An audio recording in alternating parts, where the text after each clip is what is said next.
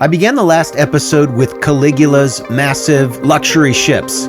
These 70-meter-long floating palaces were equipped with bilge pumps, hot and cold plumbing, and large rotating platforms. But how did they end up on the bottom of Lake Nemi?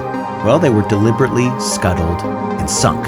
When Caligula was killed by his own guards, all vestiges of that hated regime were blotted from the historical record, including those amazing ships. To this day, archaeologists occasionally find inscriptions or coins, for example, which once bore Caligula's name, now scratched or blotted out. The Pax Romana under Augustus had begun with such high hopes. With Caligula, it degenerated into farce. And now that Caligula was dead, did the Senate really wish to keep the Principate going? Why not go back to the Republic? Well, the choice would be made for them by the Praetorian Guard, and it was a bit of a shocker. Find out what happened on this episode of the Pax Romana podcast.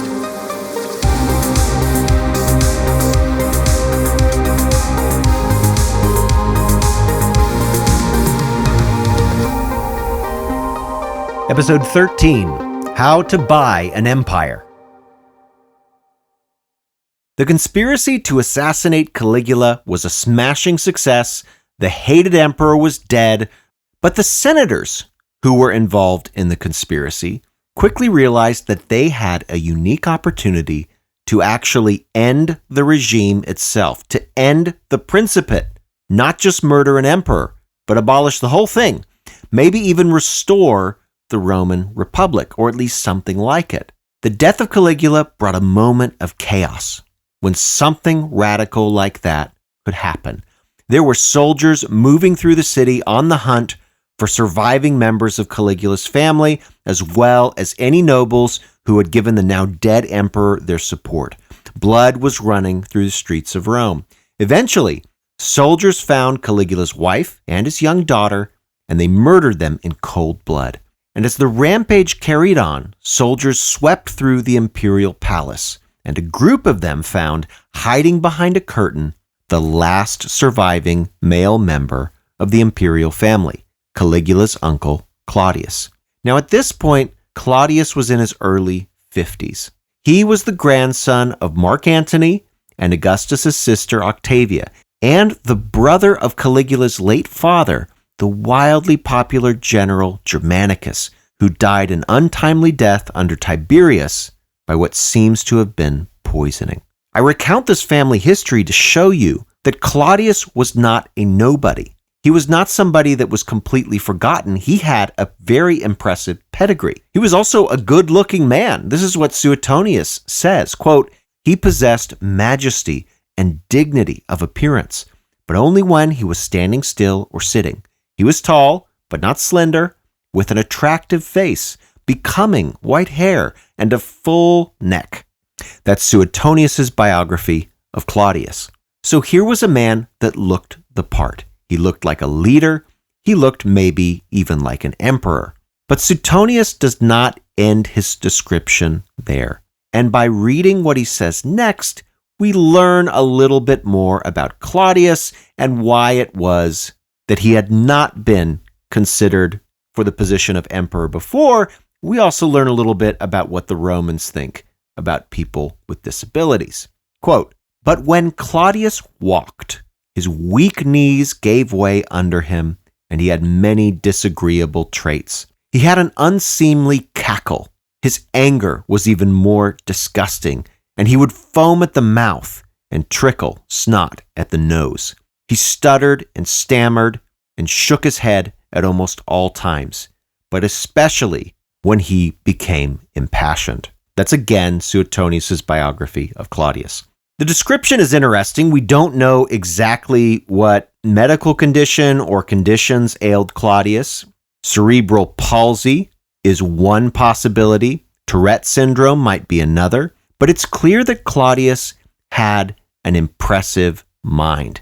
But in Roman culture, physical disability was often conflated with mental disorders and even low intelligence. So Claudius stuttered. His speech was broken, he cackled, his body seems to have been weak. So despite his impressive pedigree and his classic good looks, these ailments justified, at least within the bounds of Roman culture, that he would be ignored and even mocked. It was not only strangers and not behind his back that this happened, but even his own family members, his own mother and grandmother, sister, were all especially cruel to him. Suetonius tells us more. Quote, his mother often called him a monster of a man, not finished, but merely begun by Mother Nature. And if his mother accused anyone of stupidity, she used to say that he was a bigger fool than her son Claudius. His grandmother, Livia, always treated him with the utmost contempt, very rarely speaking to him, and when she admonished him, she did so in short, harsh letters or through messengers. And when his sister heard that he might one day become emperor, she openly and loudly prayed that the Roman people might be spared so cruel and undeserved a fortune. That's again Suetonius' biography of Claudius. So that's the man that was hiding behind the curtain, the last remaining member of an illustrious family. And again, this is history. This really happened. There was a decision to be made after Caligula's assassination. What was Claudius's fate going to be? Well, as I said, Claudius was in fact not stupid. He was very, very smart. And in some ways, he was smarter than his nephew Caligula, because Caligula ignored the power of the Praetorian Guard and got himself killed because of it. But Claudius recognized that the Praetorians were perhaps the most important power broker in this new form of autocratic government. So while the Praetorian soldiers found Claudius hiding behind the curtain, he apparently offered them a deal. His quick thinking not only saved his life, but made this somewhat unlikely man into Rome's fourth emperor. But winning the initial support of the Praetorian Guard didn't immediately restore stability in Rome. Violence had broken out. The city was not under control. Even the imperial palace was not safe. We have to remember that there were probably members of the Senate at this time still looking to assassinate everybody. All of Caligula's family needed to die if, for example, the Republic was going to be restored. So somebody might use the lawlessness of the moment as an opportunity to kill Claudius, despite his deal with the Praetorians. So the Praetorian soldiers carried Claudius back into their camp, which was built along the northeastern corner of the walls at the edge of Rome, arguably one of the most fortified spots in the entire city. Now, was it there that Claudius and the Praetorians negotiated the final amount? For it was money that Claudius offered the Praetorians in order to spare his life. And we actually know from documents what the final sum was: 15,000 sesterces per Praetorian guardsman.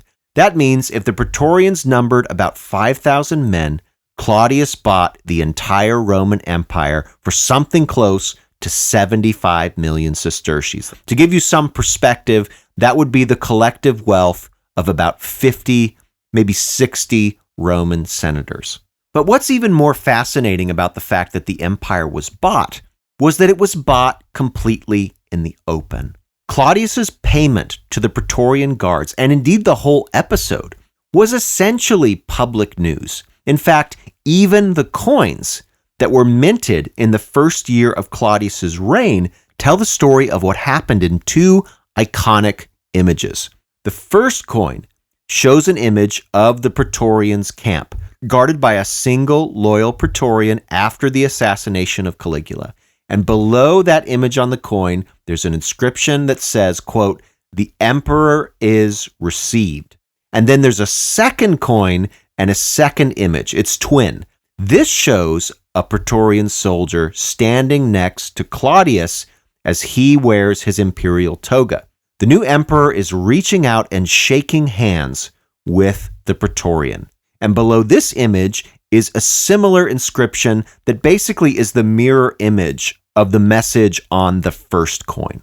Quote, "The Praetorians are received." The coins are almost like one of those heart necklaces that you get in middle school that say friends forever or true love or something like that. And then you break the heart into two pieces. Then one person wears one piece and one wears the other, and you could join it together. The two coins basically do that. They record two sides of the story of how Claudius became emperor. First, the Praetorians received Claudius into their camp and made him emperor. And then Claudius received the Praetorians and gave them a cash reward for doing that. It really is amazing if you think about it. Remember Augustus? The true nature of the government that he created, this military autocracy. Augustus covered that up with a thick layer of Republican wallpaper. He didn't want it overtly declared that this was something completely different. He tried to give the impression at every turn that the Republic had been restored. But Claudius had taken over now less than 30 years after Augustus's death, and he's got Roman coins openly proclaiming that one man was given control of the entire empire by paying off the Praetorian Guard of the previous emperor. So it was now obvious that the emperor's power was not based on titles or powers granted to him by the Senate, that whole illusion that Augustus tried to portray, but rather to rule over the Roman Empire, one needed to secure the loyalty of the Praetorians, and that loyalty in turn could be bought. The Praetorians were perfectly happy for this new arrangement to be very well known, because if they were the emperor makers, then maybe more people would bid for power in the future, and they could expect higher and higher salaries. This was a very good deal for them. But the Senate, of course, was not happy with this arrangement, and they weren't totally impotent either. And we see this at the very beginning of Claudius's reign as well. Why did he have to go into the Praetorian camp? Claudius had the Praetorian guards behind him. That does mean something. But he actually stayed in the camp for a full month under guard. Why did he do this? Another ancient source, the Roman senator Cassius Dio, tells us that Claudius was concerned about his security. Quote, after seeing how Caligula had perished and learning that senators had proposed others for the throne that they thought better than Claudius, the new emperor was terrified. And so he became exceedingly careful, requiring anybody who came near him, both men and women, to be searched, fearing that they might have a dagger. And at banquets, he would always have soldiers present. That's Cassius Dio in his Roman history. So Claudius had hardly been a unanimous choice in the Senate for emperor. And some senators seemed to want none of the above. They didn't want any emperor after Caligula's horror show. Claudius was right, really, to be concerned for his safety. And even though he would end up restoring stability in the office of emperor with a reign of more than a decade, the way that he became emperor, as well as the Senate's initial lack of unified backing, would come to define the years of Claudius as an era of mistrust and hostility between princeps and Senate. And we'll see this in the next few episodes. Claudius would have very little use for the Senate during his reign. Instead, he would choose to run the Roman Empire largely through members of his inner circle, and that included some unexpected people. Former slaves, for example, even women. The most influential of these women, and we'll talk about her in a few episodes, this woman was Caligula's sister, a woman who would eventually become mother to one of the most infamous emperors in history, Nero. So for now, it's just important that you know that Claudius was in charge, and the Senate really did not have much choice in the end but to yield to the man that the Praetorians chose as emperor. But as we'll see in the next episode, the Pax Romana did quite well under Claudius. The sources portray him as a bumbling fool, but Claudius cobbled together a base of power that included soldiers, confidants, and also the mob. Because Claudius, despite never gaining the Senate's trust, was actually beloved by the Roman people. And that brings up a question. What made this man, who even his own family had rejected, a man who Roman culture said was unfit to rule, what gave Claudius his cachet with the Roman people? We'll find out in the next episode of the Pax Romana podcast. Thanks for listening to the Pax Romana podcast. For more information, including a list of primary sources and further reading, check the show notes.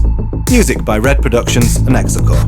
Follow Dr. Colin Elliott on X at ProfCPE or email colin@paxromanapodcast.com. Listen to more episodes on Spotify, Apple Podcasts, or just about anywhere podcasts are available. Stay tuned for the next episode of the Pax Romana podcast.